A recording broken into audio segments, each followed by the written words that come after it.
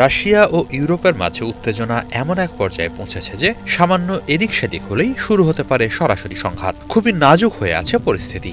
এরই মাঝে রাশিয়ার প্রতি মারাত্মক এক হুঁশিয়ারি উচ্চারণ করেছে বেলজিয়াম। সংঘাতে জড়ালে রাশিয়ার রাজধানী মস্কোকে নিশ্চিহ্ন করে ফেলার হুমকি দিয়েছে তারা। বেলজিয়ামের সংবাদ মাধ্যম দৈনিক ডি মর্গেনকে দেওয়া এক সাক্ষাৎকারে দেশটির প্রতিরক্ষা মন্ত্রী থিও ফ্রাঙ্কেন বলেছেন, রুশ প্রেসিডেন্ট ভ্লাদিমির পুতিন যদি বেলজিয়ামের রাজধানী ব্রাসেলসে ক্ষেপণাস্ত্র হামলা চালায় তবে পাল্টা হামলা চালিয়ে মস্কোকে মানচিত্র থেকে মুছে দেবে ন্যাটো।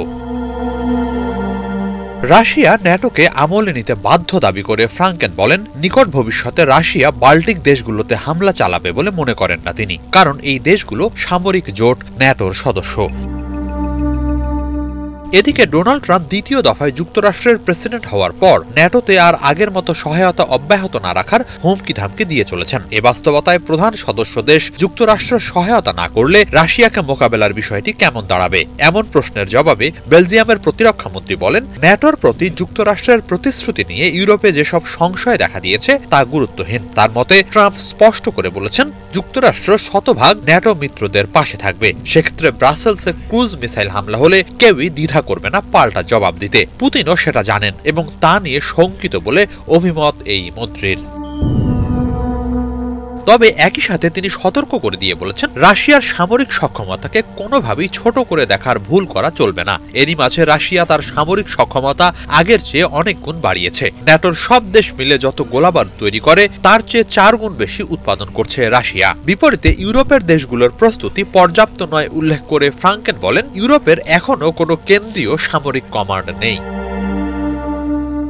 এরপরও ন্যাটোর সক্ষমতা নিয়ে প্রত্যয় জানিয়ে এই মন্ত্রী বলেন, রাশিয়া ইউক্রেনে ব্যাপক প্রতিরোধের মুখে পড়েছে, কারণ তারা পুরো পশ্চিমা বিশ্বের বিরুদ্ধে লড়ছে। ইউক্রেনীয়রা ন্যাটোভুক্ত দেশগুলোর অস্ত্র, গোলাবারুদ ও অর্থ দিয়েই যুদ্ধ চালাচ্ছে, না হলে অনেক আগেই তাদের পরাজিত হতে হতো। ইউরোপের সুরক্ষা নিশ্চিতে খুব শিগগিরই 600টি F-35 যুদ্ধ বিমান মোতায়েন করা হবে জানিয়ে তিনি বলেন, রাশিয়া এগুলোকে ভয় পায়, কারণ তাদের পক্ষে এগুলো শনাক্ত করা সম্ভব নয়।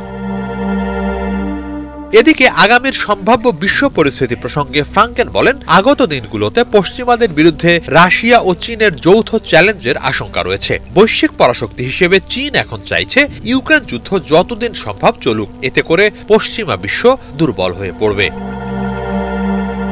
হিজল জোবায়ের, বাংলা ভিশন।